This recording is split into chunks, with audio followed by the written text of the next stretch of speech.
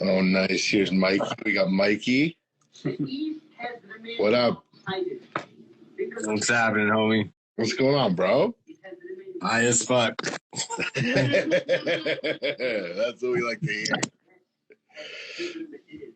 Did you eat edibles? No, my lungs are working really good, so I've been taking giant dabs a lot. Bro, that warms the cockles of my heart. I can't tell you how happy that makes me. Yeah, I've been going like an extra 10 to 20 degrees hotter and fucking, yeah, it's been fantastic. I don't know. I'm trying to see what we got here. What are you smoking on? What have you been smoking on? Fuck, I just hit some some poonberries mixed with some Area 41. Ooh. I'm on the jar, so I didn't have to break a piece of it. And what the hell? I think next is gonna be some cheesequake mixed with some Sunday Driver. Interesting. Oh man, that Sunday Driver is definitely the best Sunday Driver I've ever smoked. Yeah, it's so fucking good. Yeah, it's very good. Yo, this battered out like it's caked up. What's up, everybody? No, that's no longer Fresh Press. What's up, Ginger Life? So, bro, did you plan on being up there that long? Nope. What were they being? Did they need tests, or was it being funny, or what? Or would you rather not say? No, it was everything just got sorted out, and then I ended up finding a shorter flight path home, and I was talking with Adam and Hannah, and just decided to stay a couple of extra days, and there were some good people coming out, and I was trying honestly to connect with Colin from Vessel Life, but he just had a couple things come up, so wasn't able to connect those dots. But yeah, it was I'm blessed that I can work remotely this week, and so it all worked out. But yeah, still lots of work to do for sure. Cool. Lots of things to do for sure. Yeah, I am so high, Brucey. I am so high. Fucking A. I call him. He's a busy little bee, bro. Yeah, I've been slowly just finishing off these little pheno tester jars over there, and that's since I don't run that setup very often, I don't worry about reusing the entirety of the soil. So I just go for maximum fucking resin quality, not super regenerative type shit. So, I think that stuff gives it an extra little punch, in my opinion. I'm stoked to see what you do once you finish this run and start renovating the spaces to do kind of more video work, I got grapevines and fig trees up there right now, bro. I shit you not.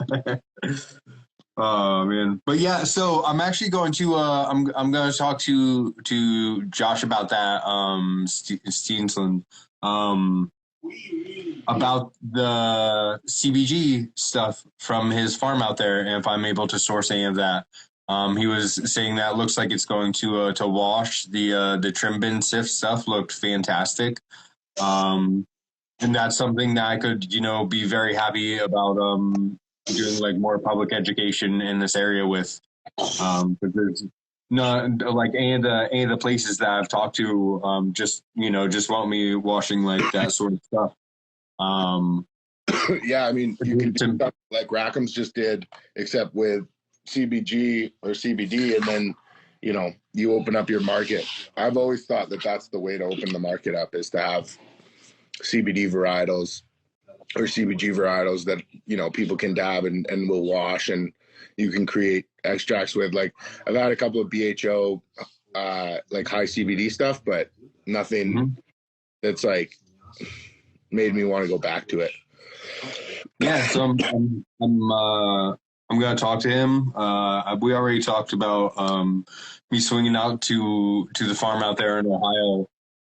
So when I swing through there, I'll talk to him about that, and hopefully I'm able to make that happen. If not, I'm sure the GLG is well steeped in all that sort of CBG type stuff.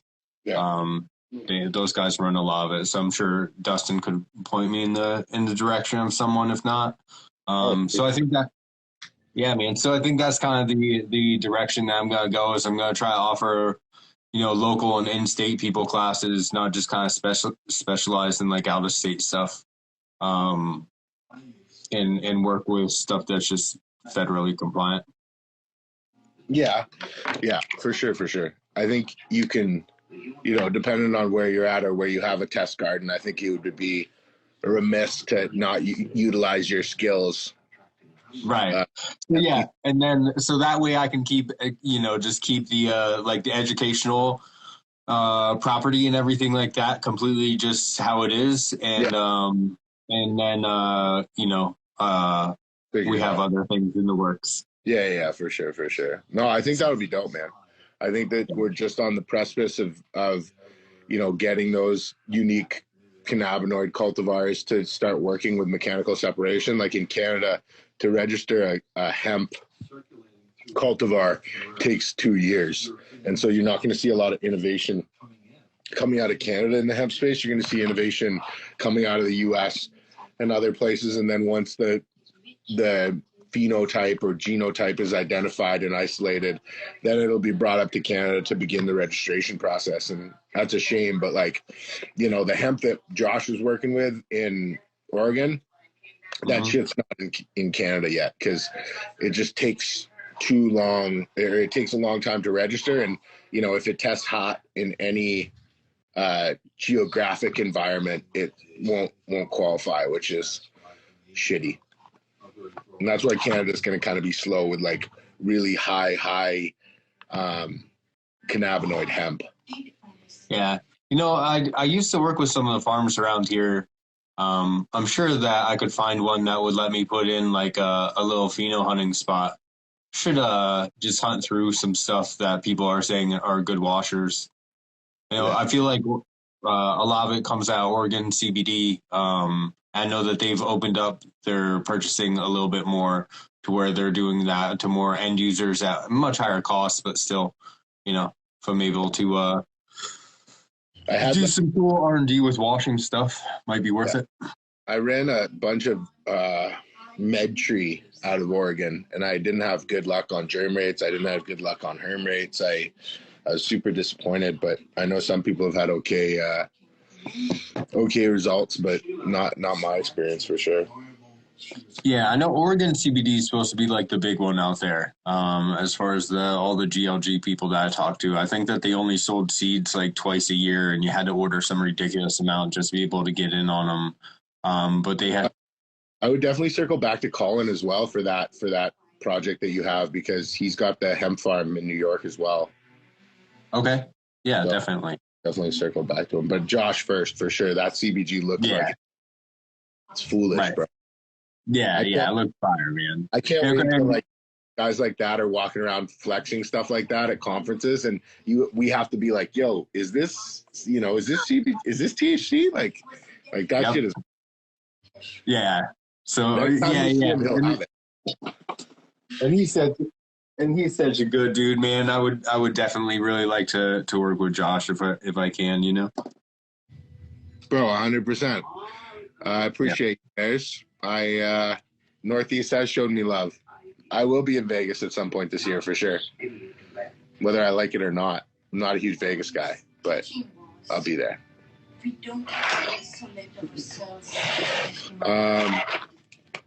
What's the big thing out in, what is it, MJ BizCon or something is the big one? GLG usually has a party out there for that, man, if you ever fucking are coming down for it. I know it's like Chad Fest, but, It is Chad Fest. The GLG is like, I think I've been to the GLG out during the MJ Biz, and it's funny because it's like you get like real GLG people, and then you get like just Chads that have been brought along by people who are like semi-affiliated and stuff.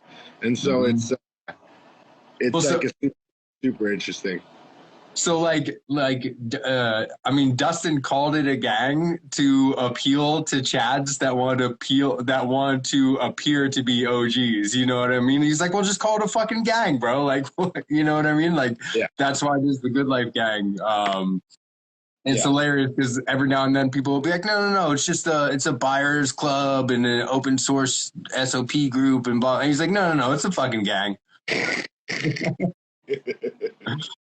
But I mean, homie's super cool. He gives you like a ton off the membership if you've ever been locked up for weed and like a whole bunch of other stuff, man. So I mean, he's super cool, dude. No, man, he's been real for a minute. I love what he's built over there.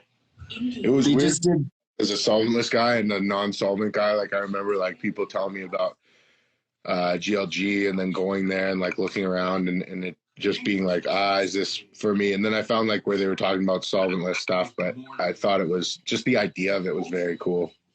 Yeah, it is mostly hydrocarbon people. There's starting to be like a little bit more solventless people.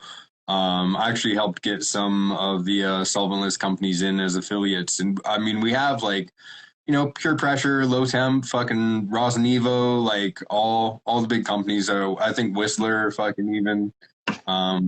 I'm not quite sure if that one is true or not, but yeah. Very nice. Very nice. Yeah, I know they're working more on like getting some cultivation stuff going too, like getting some cultivation companies as affiliates to hook the memberships up and stuff. Yeah, no, I think that'll continue to grow and be a thing. That's for sure. Yeah, hopefully so. Everything's always changing. So corporate like completely infiltrates it, ruins it, and then we'll have to go to a new thing. Like we always. Yeah, I don't know if we'll ever get to that, but the idea that like those we that's where the money is. It's like that's where the big money is. It's like these people with deep pockets. It's like so it's nice to make money in your own realm and everything. It's also nice to like be like, hey, here's a little bit of me for a bunch of that. Just little swapsies though, not permanent trades.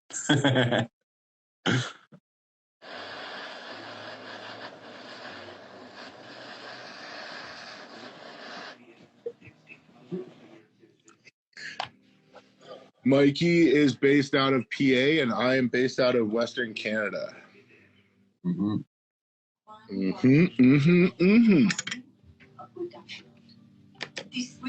left your dab right here, right? I did. Yeah.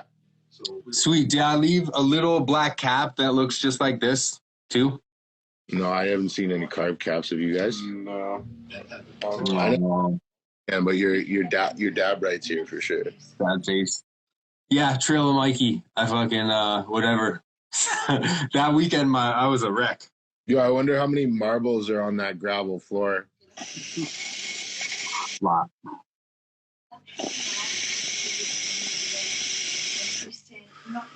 Yeah, definitely a lot. I actually just got a bunch more. I think we were talking about that the other day. I grabbed some of them, the Dimonium ones. Yeah, those are super big. I need to get... Go ahead. My buddy caught those with his D-nail wishing well. And like for a while, I thought it was like the Diamondium. Because like if you look at the videos for the wishing well, you see like it almost like continues. Like it like defies gravity. But it's just the centrifugal force of this like really beautifully shaped like nail. And so I thought it was the Diamondium being like almost like magnets that were doing that. And then I like realized that you can just do it with even like Boro pearls in that thing because it's just so perfectly. I mean, so like collab, he has some Diamondium and a D-nail. That's how I tried it. Otherwise, I wouldn't know what I'm talking about. Yeah, I feel like I want to get just one of the 8mm to compare it to. Like I use the 8mm ruby ones. Yes. A lot of people say you can dab a lot lower, like temperature, because the the like pillar will hold the heat.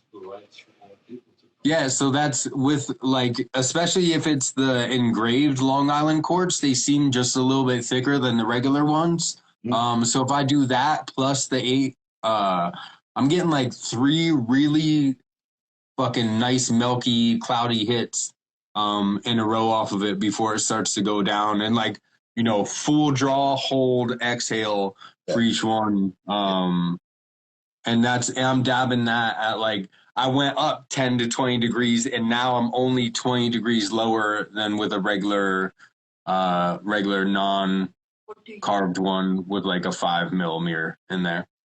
Do you attribute anything specifically to your newfound lung health? Is it the glutathione, or what do you attribute, anything to that? I would say diet and exercise.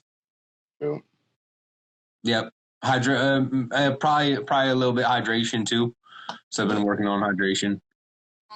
Hydration. Because all the other things I was doing before, So that's the only thing. Like I was just working too much to get any of that shit in now. And now like when I'm taking down a plant, I don't have to fucking re-amend the soil, get that flipped, get it set back up and everything. Like I'm slowly starting to have more time to myself. Yeah. So that's dope, man. Yep. Yeah. Yeah, that's, so so if you're out there and you're having lung issues, get your ass to the gym, motherfuckers. Go do something or go outside and run, whatever. Preferably not on concrete because it's hard on the knees. You'll be old one day. But yeah, something. Get your lungs going. It helps a lot. At least it did for me. So absolutely. Seeing if Tom's jumping in. Tom. What the fuck is that? I'm so hot today. Humphrey, you goof. Yeah, no. Tom's a delightful person. There he is. Yeah, what's up? What's happening, sir? Not too much. Just doing some washing. Nice. Where are you washing today? I am washing my Full Melt times Stardog.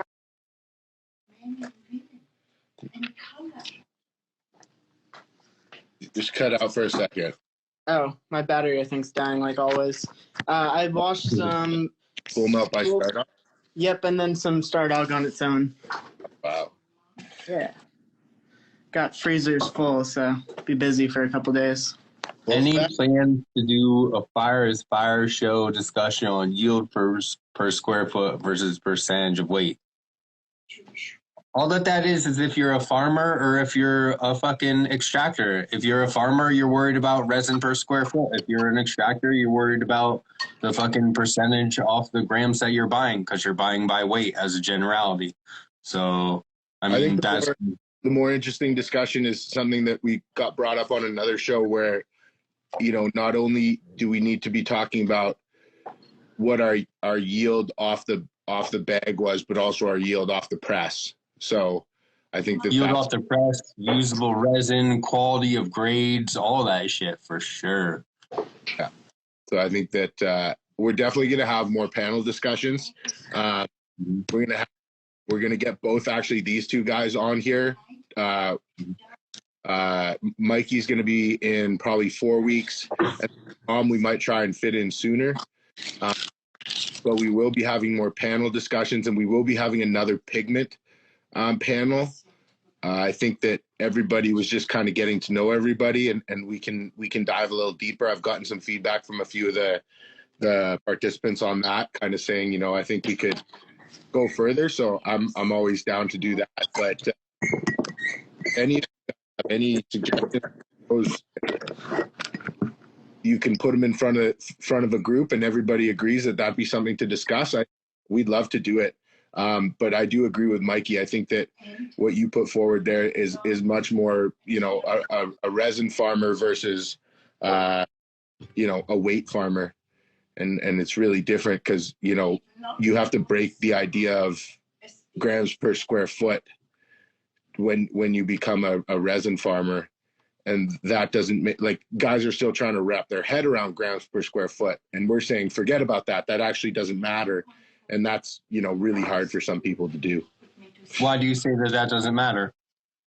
Well, I think that if you're yield, I don't think I think it's building on what you said, where I don't think we need to be as focused on how much weight we're taking off the plant. We need to be more focused on how much resin we're taking off the material that we're growing.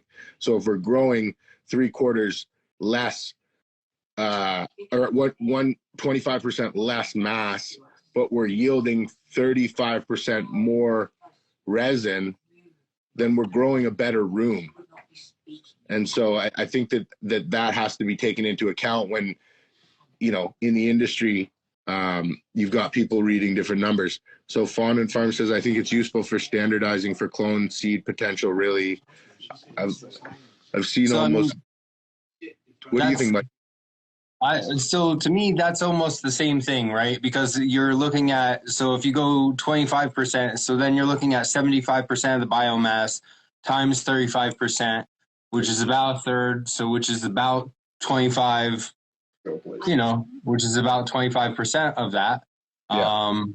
So that's almost the exact same thing. But in my experience, if you increase the biomass, you're not decreasing the resin per square foot.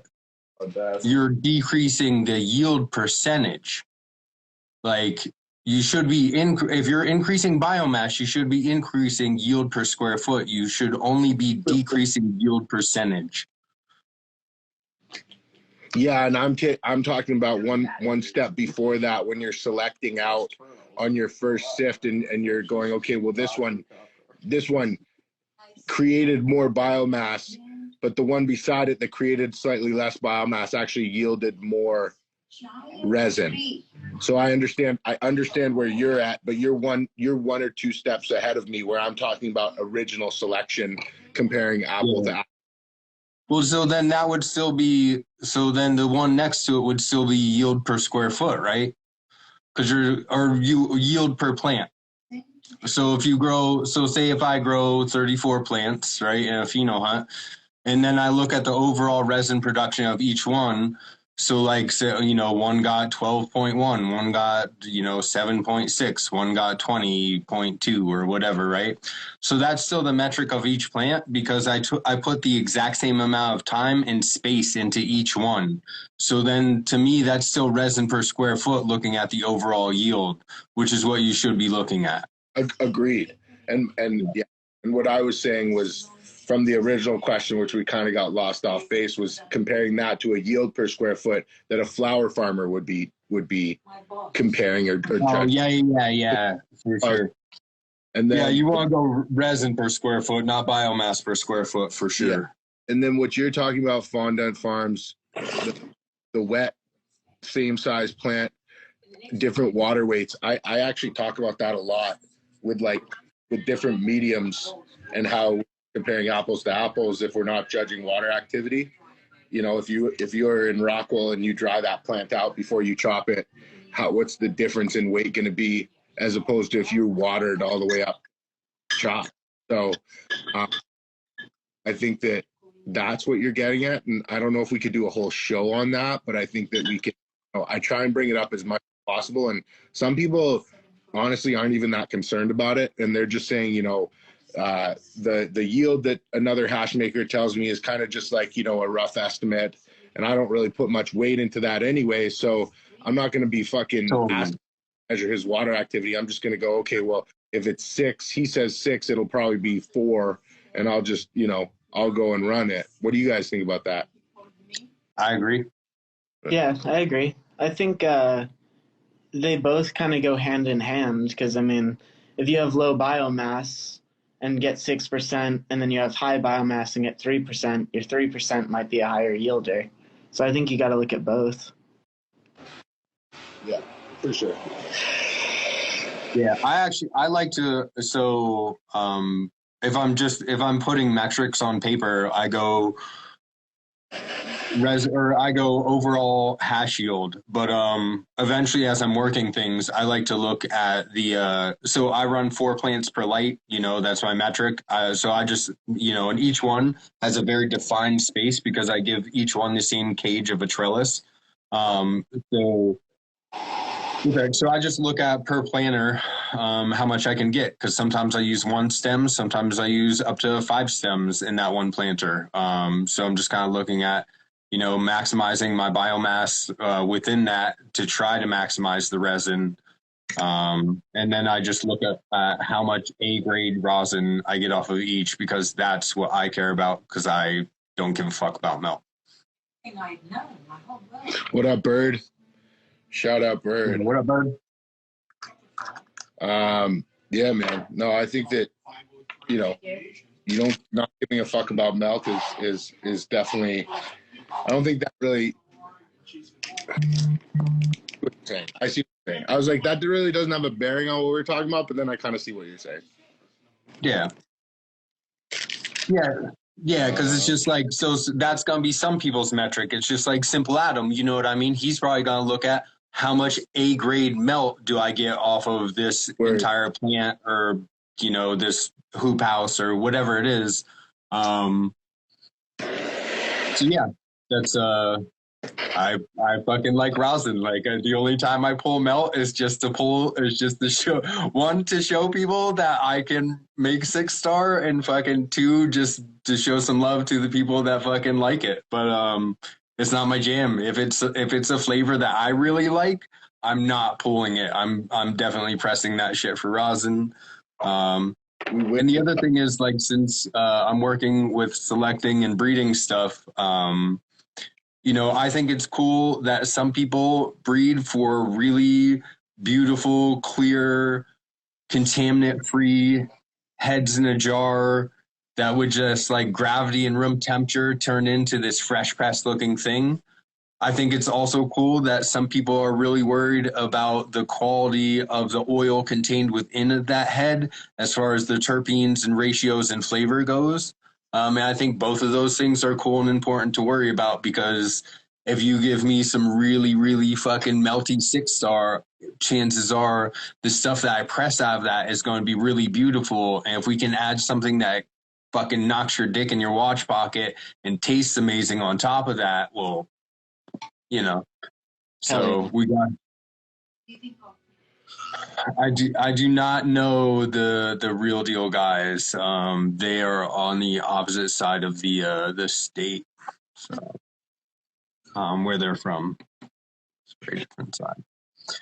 But yeah, I'm pumped that there's more PA people representing, and it's there's I had some frosted apricot earlier this year from a PA grower and extractor.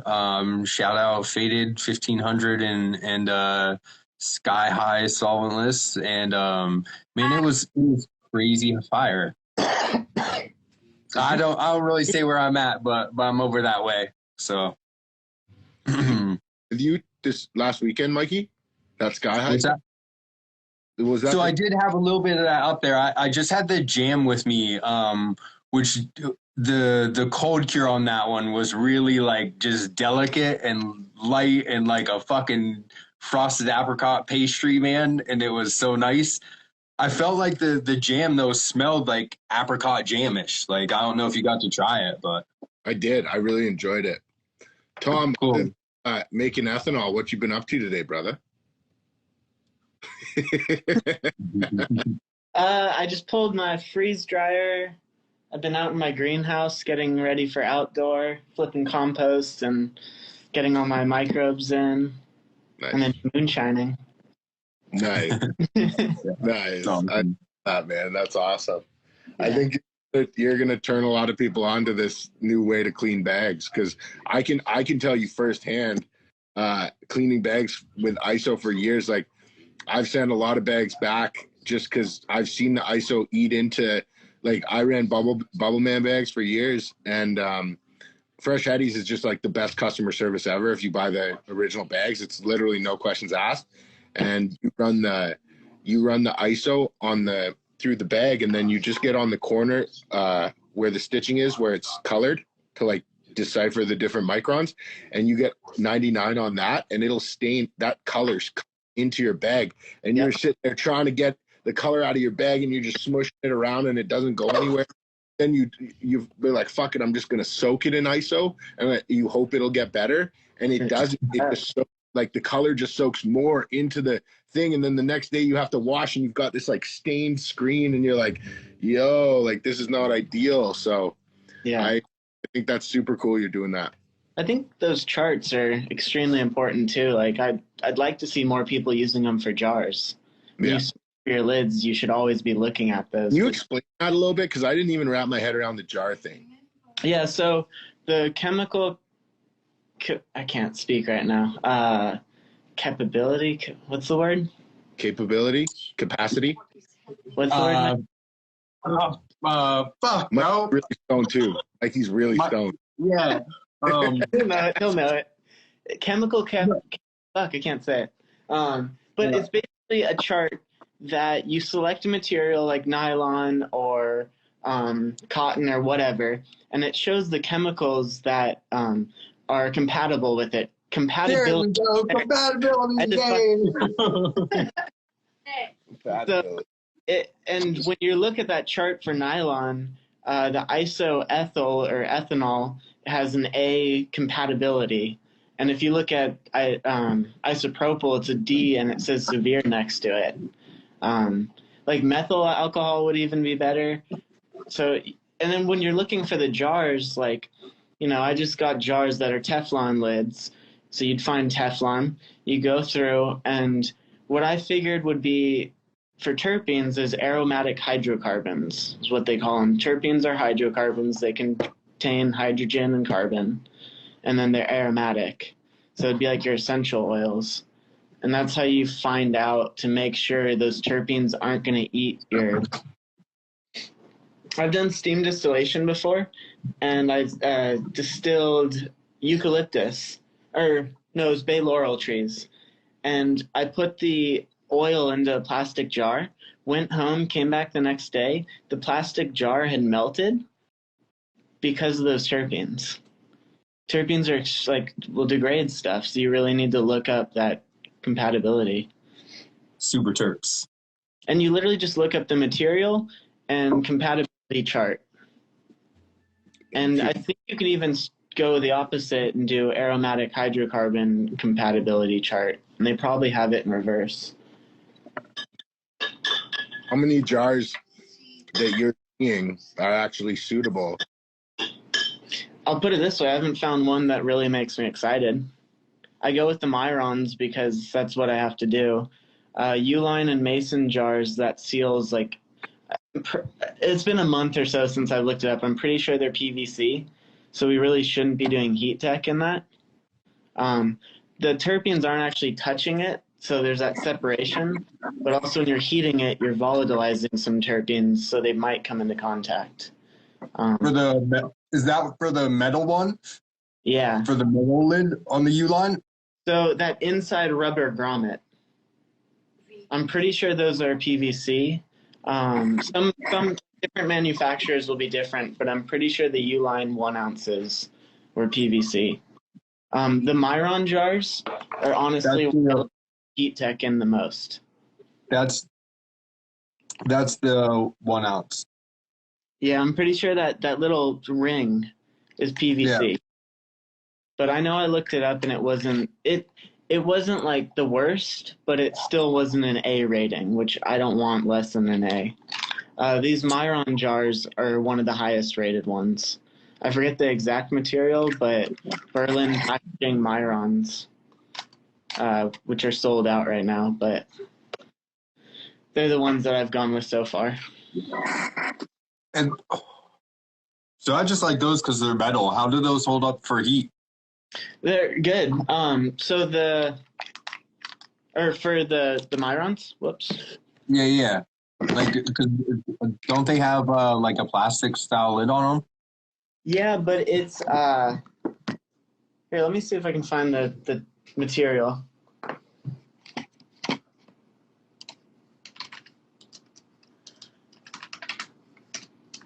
Um,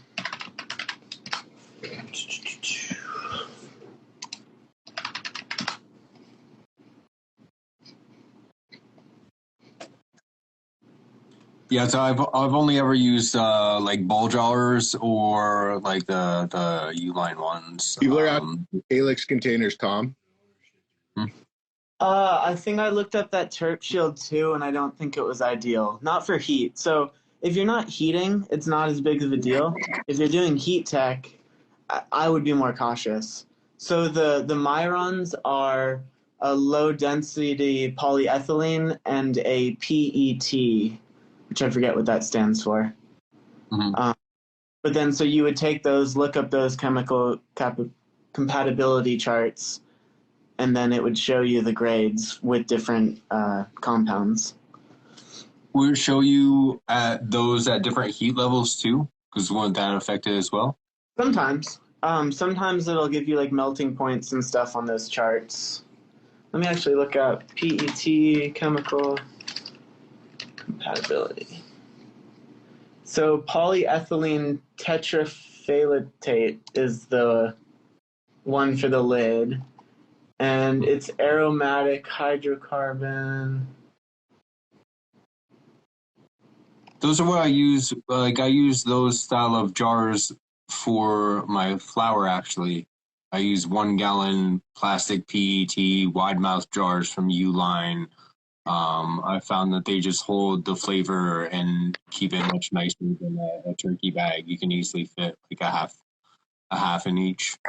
And then you can just pack them in the boxes or whatever like the boxes that they come in.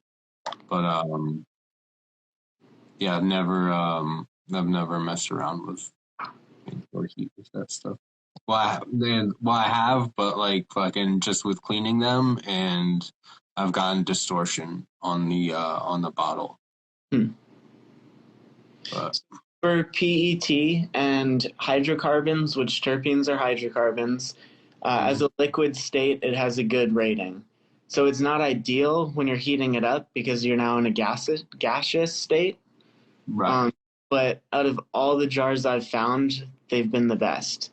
Actually, the ones that were better were those conical lids that I had. They have that like weird cone thing. But what I don't like is they don't seal well. And those were the best plastic to use, but I couldn't find any other companies using that.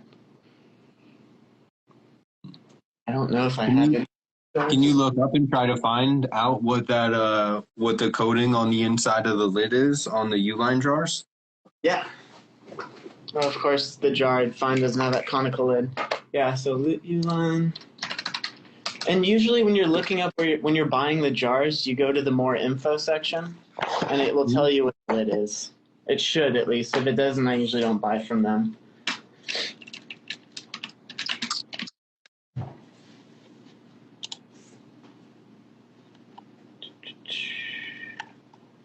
Yeah, Uline doesn't show. That's funny. Yeah, because I've used ball jars as well, and I feel like those would probably be pretty great. Maybe not, but they don't hold pressure well because they're designed for vacuum. So Yep. So if you want to make a really saucy jam, they're fucking fine. But if you want to make diamonds or get hard faucets or anything, or not lose your terps, yeah. I don't know. What I would do, that's honestly why I use a sous vide, because when I'm doing heat tech in a mason jar, now I'm putting vac bags around it, holding that in. Listen, I need to stare at it. I know. Well, you can. So I put a strainer, and I lift my strainer up, and I can get a visual, and then dunk it back down. And I'm not losing heat when I open the oven door. And also, water is my enemy here, so I can't do a sous vide. No, I know.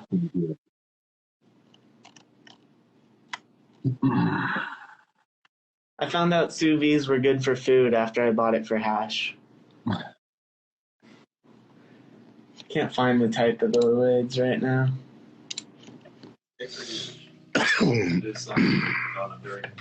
What's up, everybody? I'm just throwing down some science, and we're just learning together. My future plan. I had a little sword dabber on the way home last time. Oh, that's dope, man. I've really been. I never thought that I'd enjoy this, and then being at Shin's house, like I've really enjoyed using this. I'm gonna have to find somebody.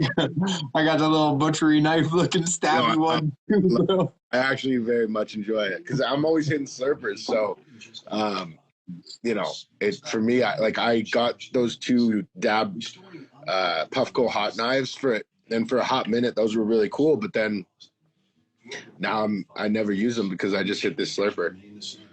Mm-hmm. I can't wait to continue to raise the fuck out of those things. Yo, they're yours, man. I'm leaving them here. I'm gonna think of you every time. I know that's the maple thing. Front of mind every day. I know how hard you puff.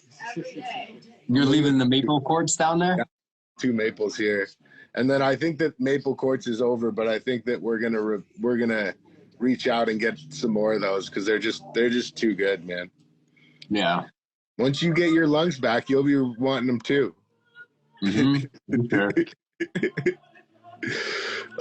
What up, bro? I'm just gonna slowly start increasing semi-hot slurper dabs per week. Like right now, we're gonna keep it at 1, then we'll go to 2. Bro, since I've known you, you haven't been like my lungs feel good, so I'm stoked when you say that. I'm trying to take glowies for Kobe. Yeah. Like eventually I'll get back to the point where I can do these dabs where like I'm in fucking child's pose and there's drool coming out of my face. I don't need another one for 5 fucking hours. Absolutely. I say that, but then an hour and a half later I'm doing another. Yeah. I can't find the type of seal right now. It's when I look up, it just says the seal for mason jars are rubber. That doesn't sound great. No, but I know I found it before. Whatever, rubber terps, bro. You know you described something that you dabbed as burnt rubber before. You know what I mean? You're just adding flavor. You know, you're dashing it in there, whatever. That's too funny.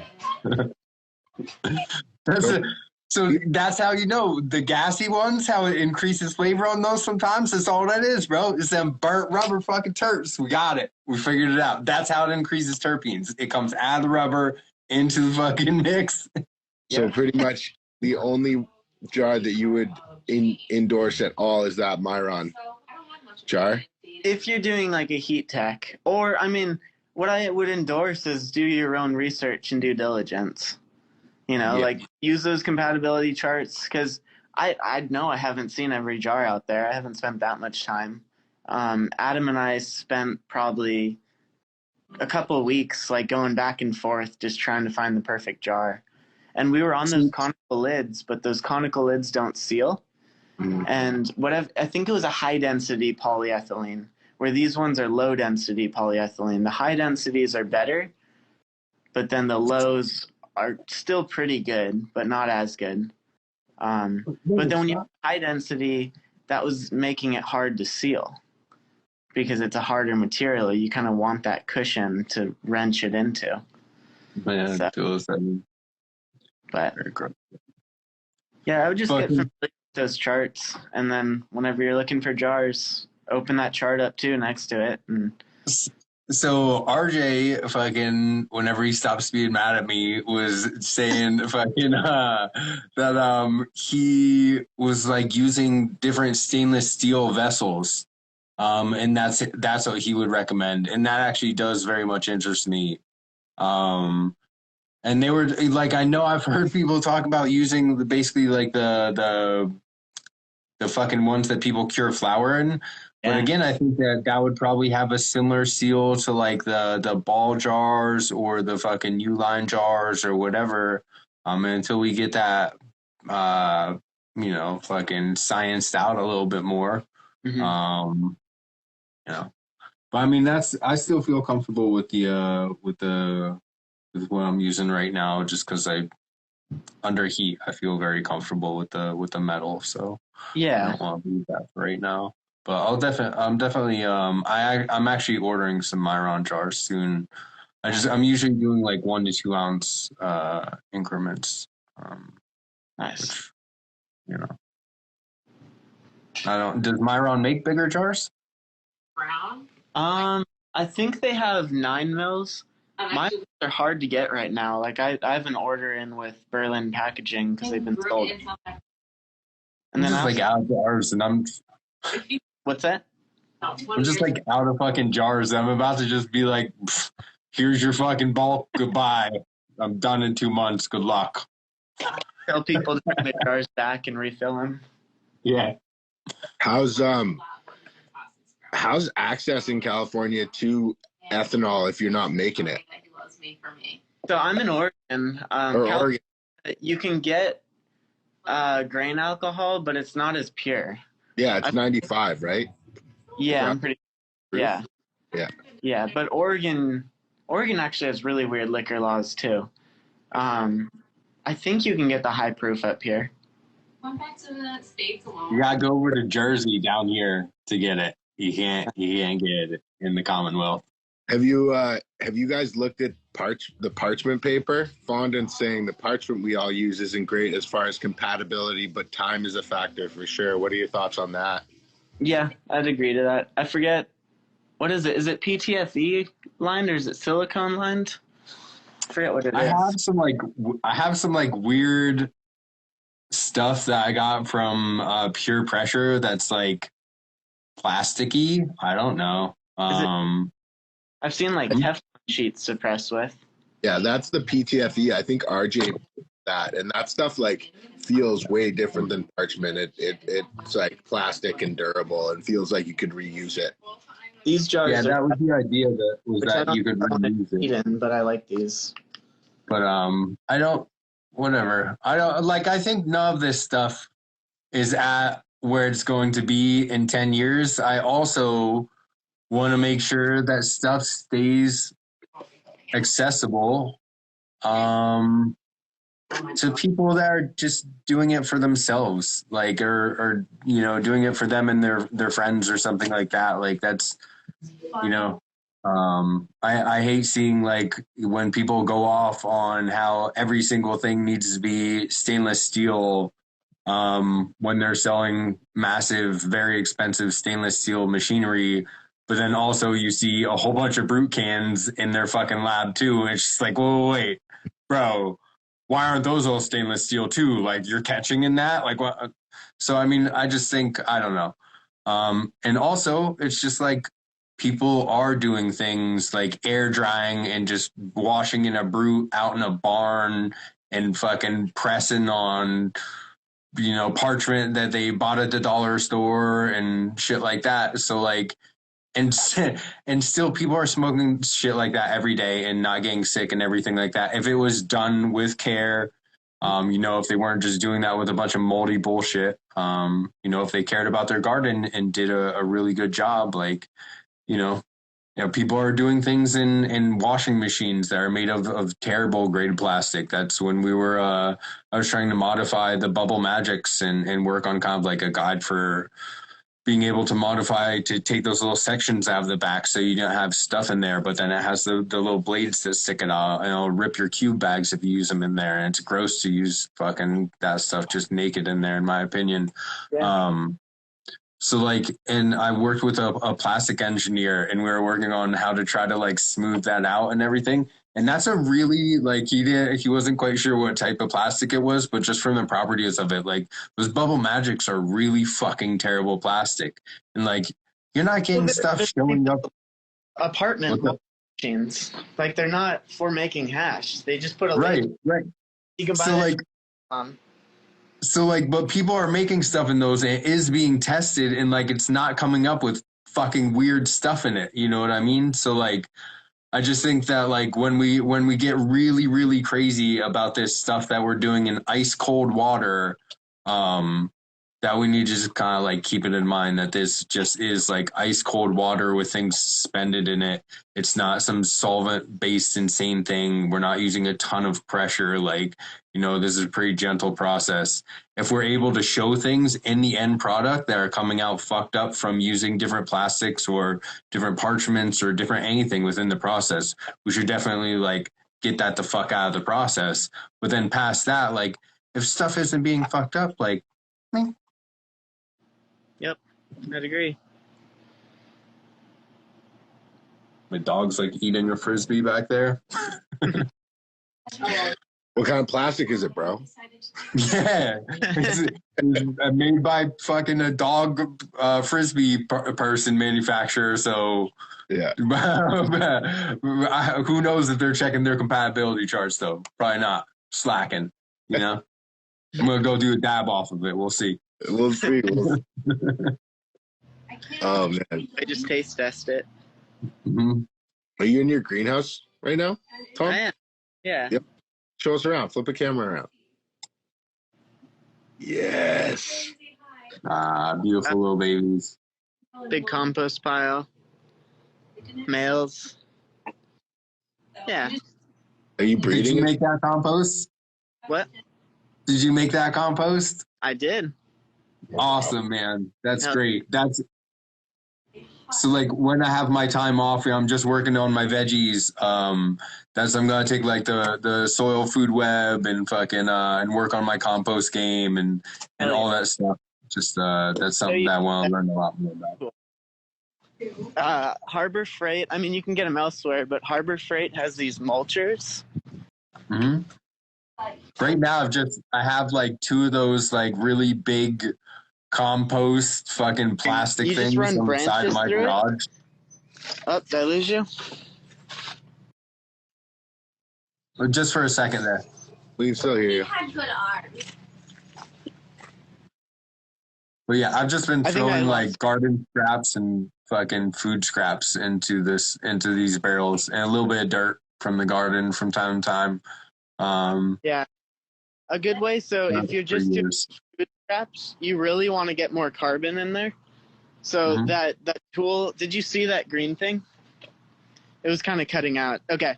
So that's a mulcher where you put branches through it. So you know that what is it? That Hugel Bed website I showed you, that permaculture site where it said the different wood types that are good. So you can go around your yard, find branches that are of those wood types, run it through the mulcher, and you'll get a bunch of wood chips. If the branches are dry, you'll be adding a bunch of carbon, which what I see the biggest issue with compost piles is people put too much nitrogen in it. Yeah. You need a lot of carbon. Oh. So those mulchers and branches will help you fill that need. And, you're just getting rid of yard waste that most people put in their green barrels. You can just fucking mulch it up and get it back in the ground. Mm-hmm. 100%. Doing a bunch of stuff outside right now, planting more fruit trees, getting those fucking grapevines. I'm doing some grapevines outside, some inside. Nice. Yeah. I'm switching over a bunch of stuff, but I planted a fig tree, man. So I'm going to try growing figs. We'll see how it goes. The tree looks very happy so far. Nice. So, yeah. That's exciting. Mm-hmm.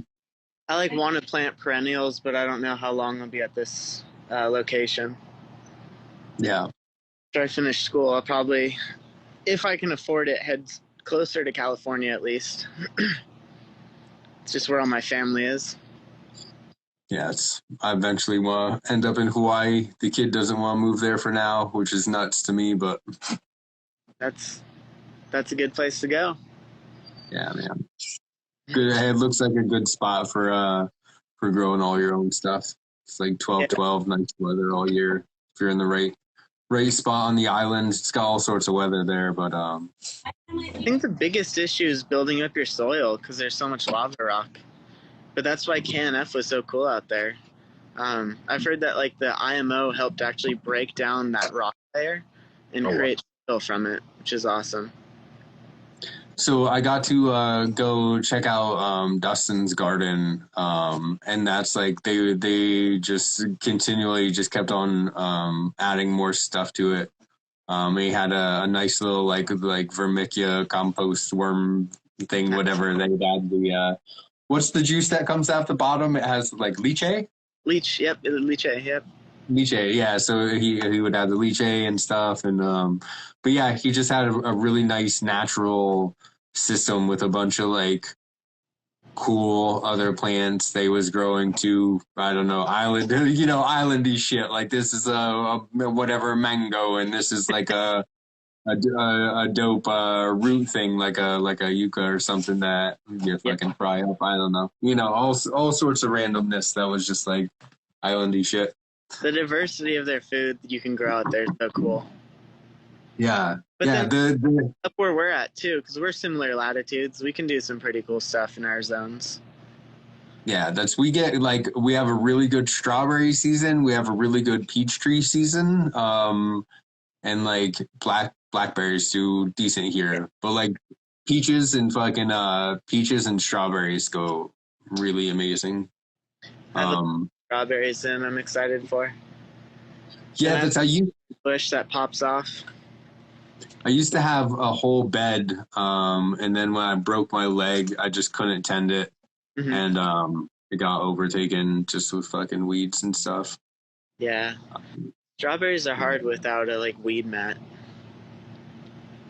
Yeah, and I didn't have one on there because I was converting it over. I was just pulling weeds by hand, and then the idea was that I was letting the strawberries just kind of take over the garden bed and planting less other stuff in it each year until it was covered. It was like a 3-year process, and the third year it was basically there. And the idea was that summer I was going to go through and just kind of thin everything out, put down a fucking weed mat, and like pop up my spots, where I wanted to keep them in the rows or whatever. And then that was when I broke my ankle at the beginning of the summer, and then a bunch more bones right after. So no bueno. Yeah, man, I did not get to garden that year or the next. So.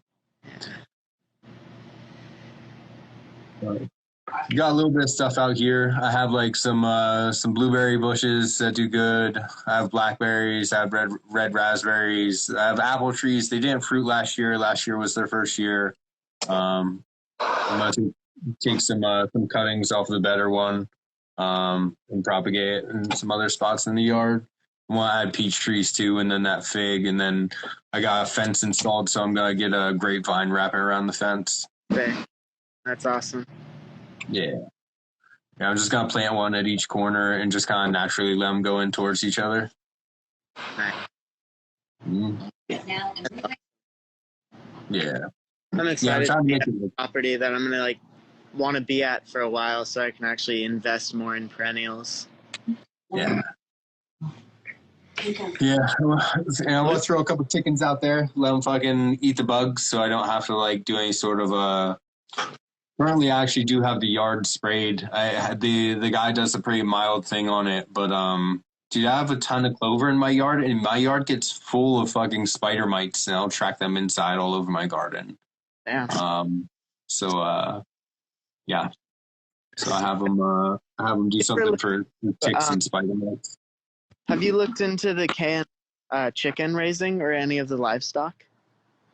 Yeah, so I haven't looked into the KNF, just the permaculture side of it. And I think some chickens out there to eat all the bugs will be great.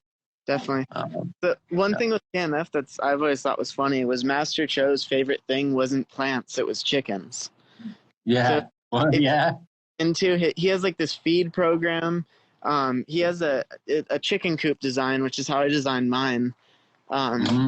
It's just tons of airflow, and you have this gap in your roof up top. So when it gets hot, you have that convection sucking all the air up because they need so much airflow. But I recommend looking into his KNF chicken riding because it's ridiculously in depth. It's pretty cool. Cool. Yeah. That sounds cool. That's funny. It makes it sound. It gives more depth to fucking Masonic's Master Chorizo joke the other day. Yep. Yeah.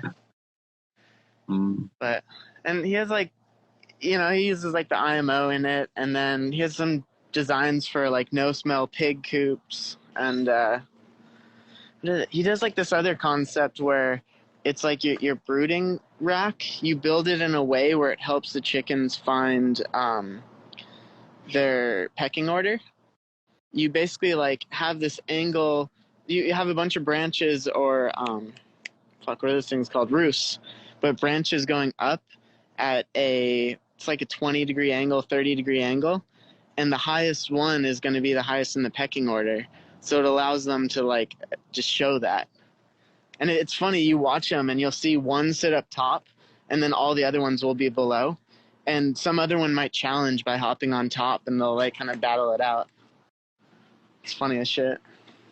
Yeah, I was gonna say that like fucking yardbirds, bro. Yardbirds are gonna eat your fucking ticks, right? Yeah. Yep. Yeah.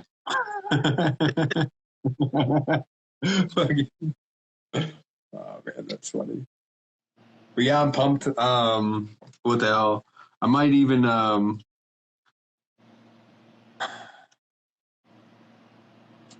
I know that they let you do indoor permitted here with like CBG hemp type stuff.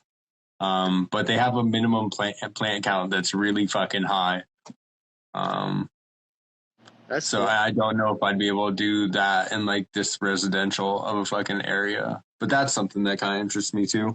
That I'm gonna look into a little bit, because if I could just do like R&D style, pay that toll processor that's my homie to help me go through washes, and just work with a couple farms and get them to pay for the testing, and just give them access to the genetics fucking that come through.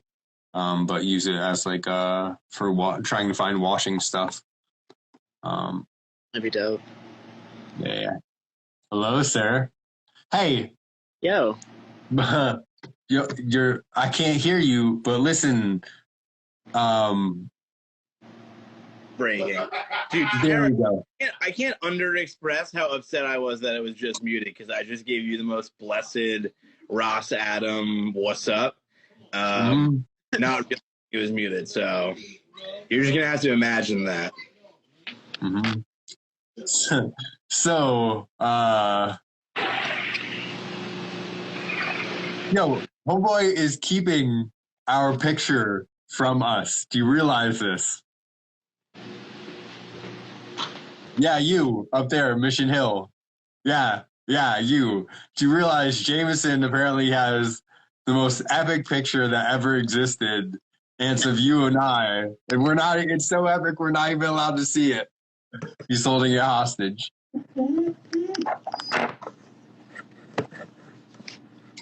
Listen, I need to know how you mute yourself so I can do that for me for taking dabs. How do you do it?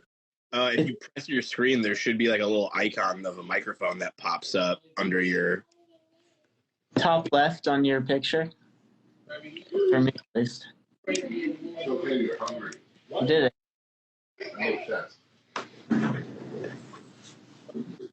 There we go. Okay, yeah, got it. Oh, Mikey. More dabs on lives now. Uh-oh. I'm so proud of you, Mikey. Thank you, sir. I'm so proud of me, too. Oh, my God, Mikey, the pictures that Jameson posted of you are the happiest pictures of you that might ever exist. Mm-hmm. It brings me great joy.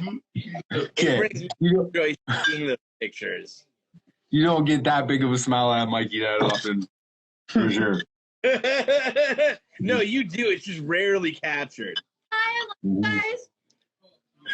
Hey, buddy. One other person said violence, but I have the insider fucking track because I'd already talked to them. So Hana was the first one to guess correctly. And a whole bunch of people said the nicest things. They're like, you chose health, you chose knowledge, you chose life, you chose all these things. It was like, no. I woke up and unfortunately, like most days, I chose violence. In all caps. I thought you were asking what I chose, so I sent you. What did you choose, Tom? I feel like you choose to wake up with like a nice meditation and a stroll through the woods or something, bro. A hundo It's P. a little more chaotic than that. It's usually my dog whining while I'm trying to squeeze the dab in before the walk. But No. yeah, in the woods. So We- He's like, yeah, basically. I mean, add a dab and a dog to it, you nailed it. So We choose violence, and we don't choose violence in lowercase letters. We choose violence in all caps. yeah, it's because it's still snowy and ugly out here. Need to be in that fucking awesome West Coast weather. Right now.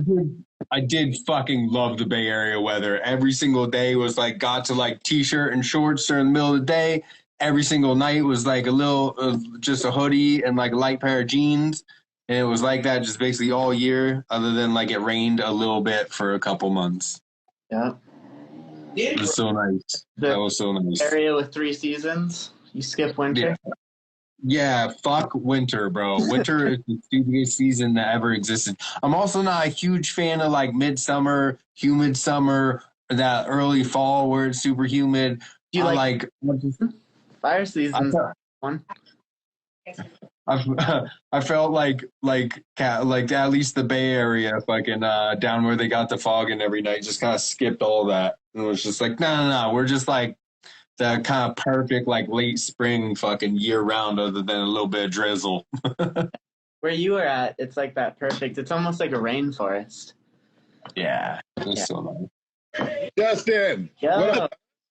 How you guys doing? Good, man. Yo, how'd the wash go? I saw some photos. It's going down tomorrow. First wash that I'm doing by myself since my surgery. So I'm really excited. I can do it. The fire's good. Yeah, never mind. I'm feeling pretty good. So I think I'm going to push through it. Good. Nice. That's awesome. Yeah. How you guys doing? We're doing good, man. We got to sample some terps from you, and that was pretty sweet. There, the Fruity OG was definitely the crowd favorite, but you have a runts cross that just looked really, really nice. When are you leaving? I leave tomorrow morning, like crack it on. I was like, shit, I should have jumped in and did a wash before you left. No, bro, it's all good. Nice. I could just keep finding reasons to stay. But yeah, talk about that a little bit. Talk about that plant. Anyway, yeah, I dove in and grabbed a bunch of stuff from Exotic Mike in 2020. We had done the Grease Monkey for a while, so I was like, oh, I got to try some more stuff from that guy because I was really digging all the yields and just like the strength of the Grease Monkey, but it just didn't have terps. So I heard Exotic Mike had a bunch of really good stuff. So that's why I dove into it. And really, I didn't find anything good except for this one pheno of tropical runts. I think I ran like Red Pop, Red Runts, Tropical Runts, and a couple Grease Monkey crosses. And really, like, I couldn't find anything in the Grease Monkey crosses. So yeah, at the end of it all, the Tropical Runts really, really hit. So, I've kept that around and I'll keep doing that for a minute. That's awesome, bro. I'm just hear how it goes, because usually runts doesn't wash that well, and so having something that washes better is definitely going to be a nice thing to have, because I love that profile. I've only hit 3% on the fresh frozen, so it's on the low side, but I keep it around because it's good enough for the profiles that I'm getting. So nice. Did you get to try that designer runts that I had? Yeah. I could, I could feel the runts in that. It's really nice. I'd love to. It's one of those things where it's so nice when you get to sit down at home with a bunch of those flavors and get to really like spend a bunch of time smoking yourself and figuring out, rather than being in a group of people and trying a bunch of stuff and having it all mix and match. It's like sitting really where you can figure out, where the flavors hit. And that one only hit 2.9%, but it was kept in rotation because the terps were good on it. Yeah, I mean, I think 2.8 would be that number that I anywhere below that I'd be like, it's hard to keep. But with the prices, for flour right now, that's I guess how we we go upon these numbers and what's worth keeping and not. So it's nice when it's all fucking it's trying nice. to be partial for your fucking head stash, and you're like, fuck the numbers. What's good for my lungs? Like Stuff that we ran outdoors that I just knew wasn't going to wash well, but we did it anyway. And, it was one of those 0.5% yielders. And you're like, oh, that was awesome. I guess no one else is going to try this. right? Yeah. Sometimes it be like that, Yeah, anything under 3 is just head stash.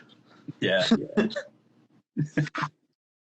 But sometimes those low yielders, like you're all saying, like they're so greasy, there's so much oil, it's like so much flavor. Those low yielders are nothing but grease. Yeah. Yeah. I like it. Hey, Coach Brucey. What's going on? That Mac 1 was like, even the fucking I think I showed a picture in the Discord where it greased through the bag like onto my gloves, and you could just see a fucking big turp outline on my gloves, big greasy turp outline on my gloves, just from like pressing between my hands in a 40-degree room, and I use 2 sets of gloves too, like when I'm working in a cold room. Try to take down the body. Pucks warm up on the plate before you start applying pressure. How do cultivar dependent. So what I like to do is I do like one full and another like little bit of a start of one, and then I get my my bag centered in where I want, and then I make contact. And I usually do like maybe one full pull if the resistance is pretty light. And then I take it all the way back up to the top. And I just kind of use the weight of my arm. Like I don't want anything more than that coming down. So I just I won't give it any force other than just my arm and gravity. And I wait for stuff to start coming out. Yeah. So however long that takes is how long that takes. Yeah. If it's taking a really long time, I'll adjust the heat up. Yeah. If it comes right out, generally I'll adjust the heat down. Not always though. If I'm doing like bigger squishes because I have a lot of production to do that day, or I'm in a hurry or something like that, I don't mind if it's just doing a bigger bag and keeping the heat the same. In that case, I want, the idea of everything off the plates as fast as possible. And also, not ruining your yield and not having to apply heat twice. Because as I am trying to develop production friendly methods, I'm not worried about stuff outside of that. So yeah. Are you approximately landing at? I know that would be 180. 180, okay. 180, yeah, for sure. Some guys going up higher past that, 190, 200, 220. What do you think? So Superior Solventless out of Michigan was pressing at 230 degrees for 2.5 minutes, which I thought was nuts. I've also seen people press at fucking 145 degrees for 2 minutes or 2.5 minutes or whatever. It's like I imagine the amount that they're pressing, the way that they're prepping, a whole bunch of things are very different about those two, even the way it's coming off the plates. I believe Superior was just coming out the front in a directional flow. If you look at someone like Jungle Boys or 710, where they do those little like 12 to 15 gram presses on the cam press, everything's coming out all sides of that, and they're doing those really small presses in order to be able to do that low temperature and get them off the plates that fast, in my opinion, and from spending a good amount of time that with someone that processed for one of those companies for a couple of years. I do that kind of cam style. I just chop my plates down to 2x4s, and then I have plenty of space. I can actually show it. So I have tons of space where the hash can come out all 3 sides, even the back if I wanted to. So it's just half at least resistance increased. And I can, if the cultivar is greasy, I could do 140, but it all depends on how easily it comes through the bag. If it's something waxier, I'm going to kick it up to 180.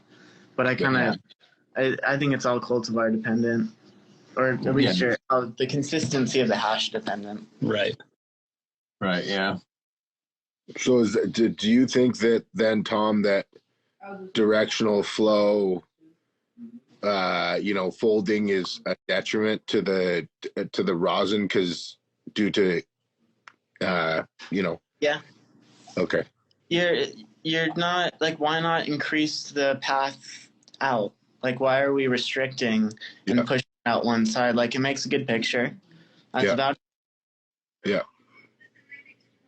Yeah, there's no reason it needs to go in any sort of direction as long as you can keep it out of the oxygen or away from oxygen. I think that really is key. It might not be key, but it really keeps any particles away. It really keeps the hash clean. Interesting. In the 2x4 and having the 3 directions, I think of it, the furthest path that the hash travels under heat is 1 inch. Because it's going to flow out, and there's no path longer than 1 inch to get directly out. So is that 2x3 any longer than that, and you think that you're having issues? So is it the 3-inch diameter? So I mean, I've seen bigger presses make really quality, so I might just be nitpicking it. And I had the ability to chop my plates. If you have a chop saw, and I think it's a non-ferrous blade, you can cut 6061 aluminum. So you can change the size of your plates.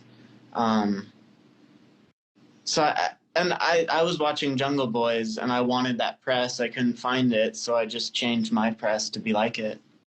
And I've been stoked on it. It's kind of helped me make really clear hash. Yeah. Yeah, I mean, so like, if you look at the the pure pressure, the Pikes Peak and the Longs Peak, they made both of those with the ideal of getting stuff off the plates pretty fast. Now, I personally don't like using them because I'm not into the pneumatic, automatic type thing. But the idea is that they have a really long, narrow plate, and that you use so the sheets that they sell, those giant sheets, of parchment. So I buy them off of Pure Pressure, and I just kind of line things with them, in rooms that I'm processing in. But so those are meant for their fucking presses, right? And there's a couple inches on either side, but so they clip in the back. And then they pull to the front. So it's designed to hang over the back that much or whatever. So it's designed to flow off both sides of that long thing as fast as possible.